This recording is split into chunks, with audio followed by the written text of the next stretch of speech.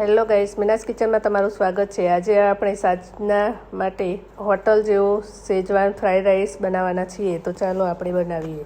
શેજવાન fried rice બનાવવા માટે પહેલાં તો પનીરને આ રીતે ફ્રાય કરી લેવું, બ્રાઉન કલરનું થાય ત્યાં સુધી થવા દેવું।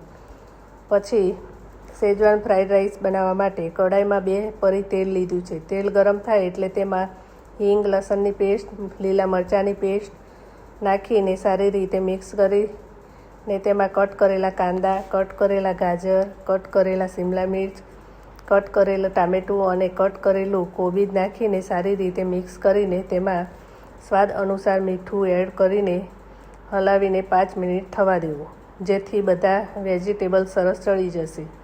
વેજીટેબલ સરસ ચડી ગયા છે પછી તેમાં શેજવાન ચટણી એડ કરવી અને સોયા સોસ એડ કરીને મિક્સ કરી લેવું અને પછી તેમાં રાઈસ એડ કરી લેવો। રાઈસ બનાવીને તૈયાર કરી લીધો હતો।